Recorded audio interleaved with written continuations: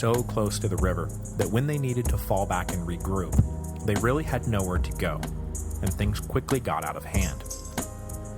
Hoping to live to fight another day, Maxentius ordered a retreat back to Rome. After all, the Aurelian walls haven't gone anywhere, so I can still hold out against a siege.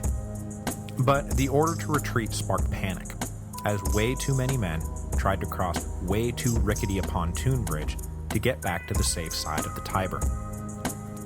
Lactantius reports that as Maxentius himself tried to cross the river, he was pushed aside by fleeing soldiers and knocked into the Tiber where he drowned.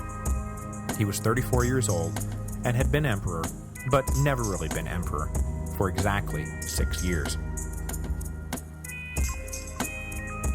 Constantine spent the rest of the day mopping things up, but on October the 29th he entered Rome as a conquering hero.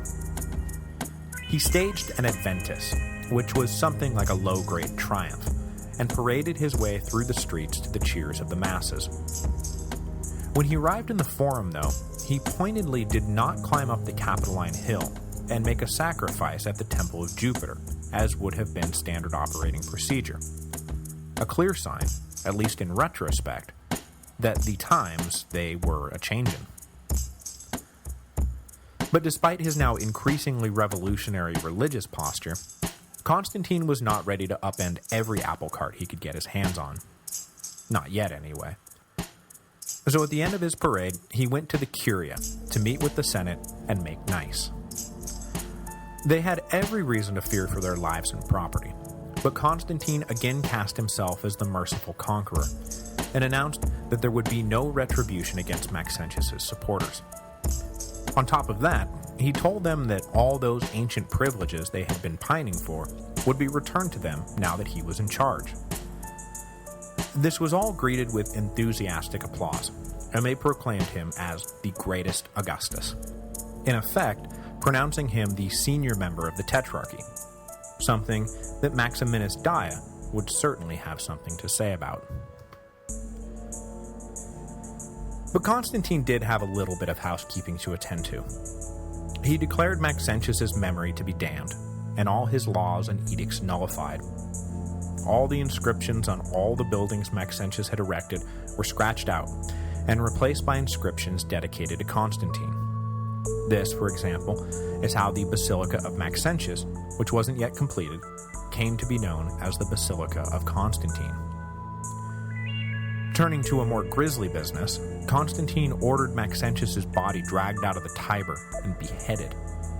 The head was then paraded through the city as a warning to everyone of what happens to the enemies of Constantine. Then it was put in a box and sent to North Africa, so that the locals there would understand completely that Constantine was now in charge and that it was best not to mess with him. Finally, Constantine officially brought an end to the institution that had been so instrumental in shaping the course of Roman history. 300 years after being formally organized, the Praetorian Guard was abolished for good. The remaining guardsmen, that is, those who had not died fighting for Maxentius, were reassigned to posts all over the empire, and their camp, the site of so many pivotal events over the centuries, was demolished. It was nothing less than the end of an era. So as I said at the beginning, in all of this, there is nothing of the legendary triumph of Christianity with Constantine's victory at the Milvian Bridge. All of that would come later, after Constantine was firmly entrenched in power. For now, the theme of Constantine's victory was simply that he had freed Rome from the tyrant Maxentius. An exaggerated caricature of Maxentius was drawn up, painting him as a vile and illegal dictator. But the overt Christian themes would not be played up until later. That said, however, it cannot be denied that at this point, at a minimum, Constantine was hugely sympathetic to the Christian cause. The Edict of Milan, which we will talk about next week, for example, will be issued just months after his victory at the Milvian Bridge, showing that Constantine was not just sympathetic, but that he was ready to act on that sympathy at the first opportunity. At the other end of the spectrum, it can plausibly be claimed that at this point, Constantine was already a true believer, but one who understood that sudden proclamations of his own Christianity might do more harm to the cause than good, as it would alienate a pagan population ready to be sympathetic and tolerant, but not yet ready to convert, or, perhaps more importantly, have their emperor convert. His snubbing of the Capitoline Jupiter is telling, as is the statue he had erected in the Forum, which showed him triumphantly holding the Labarum, which was understood by Constantine to be a Christian symbol of power. These actions hint that there was something more than vague monotheism at work behind the curtain, but also that he was not yet ready to reveal his whole hand.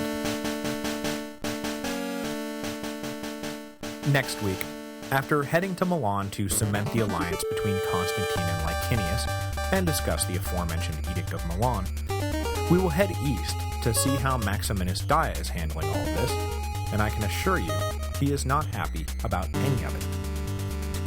Isolated in the east, it will be make-or-break time for the man who was supposed to be the senior member of the Imperial College, but who was no longer recognized as such by his brother emperors. Unfortunately for Maximinus, though, despite his best efforts, it will turn out to be break time, and in less than a year, what had once been rule by 4 will be down to rule by 2, with Constantine in charge of the west and Licinius the east. I wonder how long that is going to last.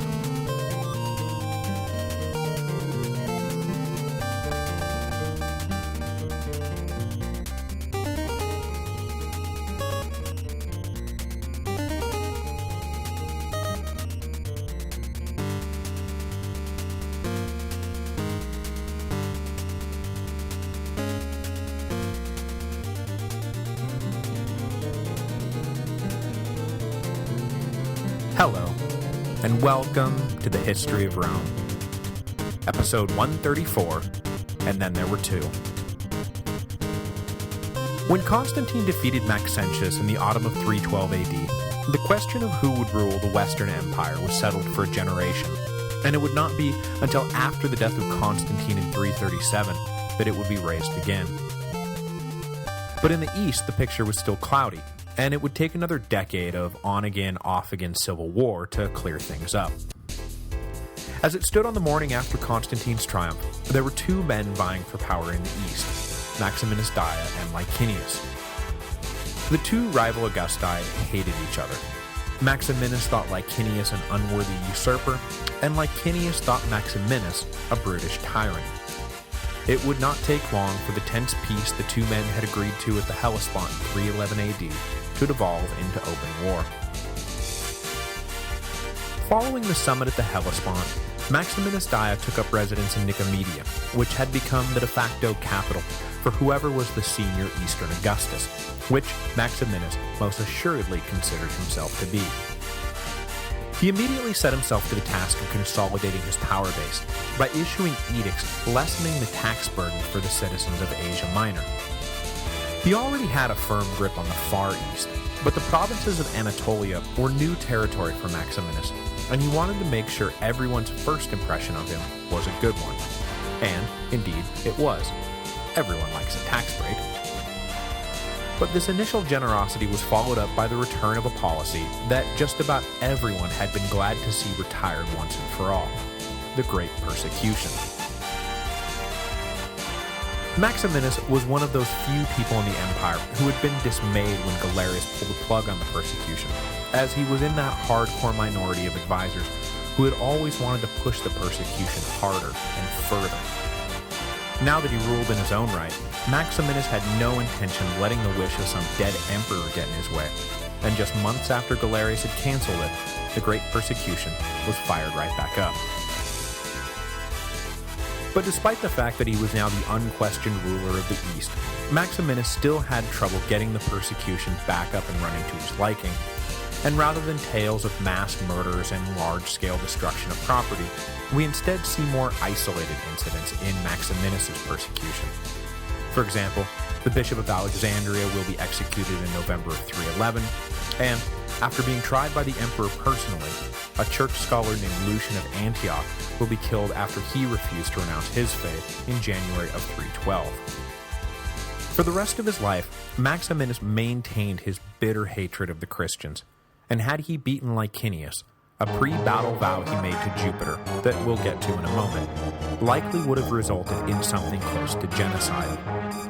But, happily for the Christians of the empire, the rest of Maximinus' life was taken up with more pressing matters, and he never was able to devote himself exclusively to their persecution, as he no doubt would have loved to do.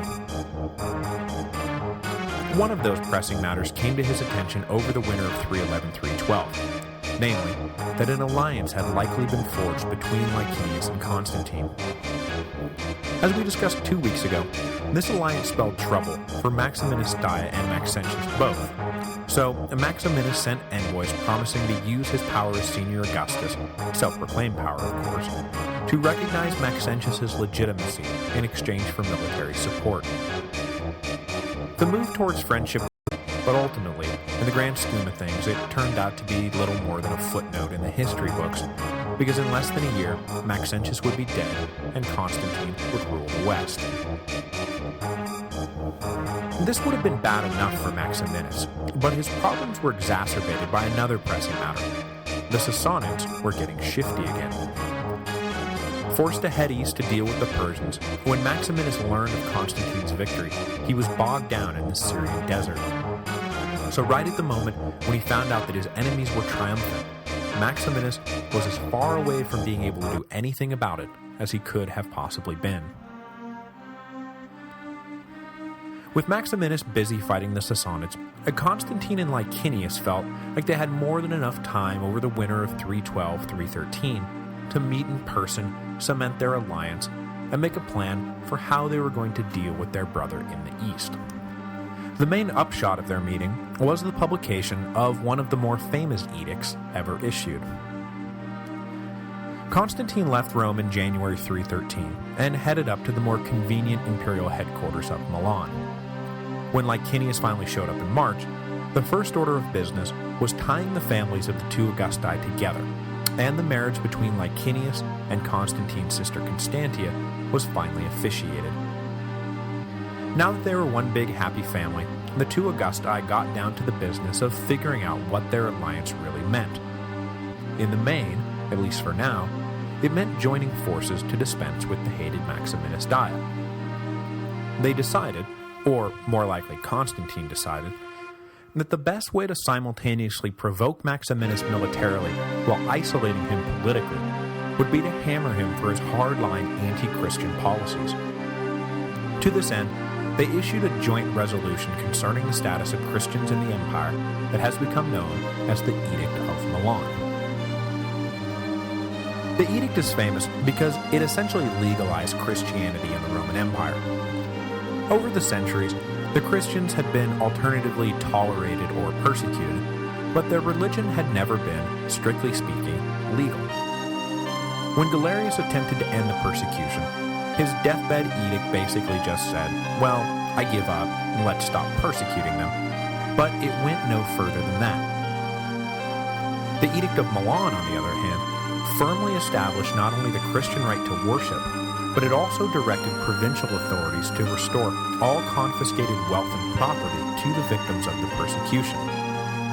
So, the same officials who had so recently been kicking down doors and wrecking lives were now ordered to go back hat in hand and return to the Christians everything that had been seized. Even in the tolerant West, this was a clear break with precedent. Usually in these situations, Christians felt lucky to just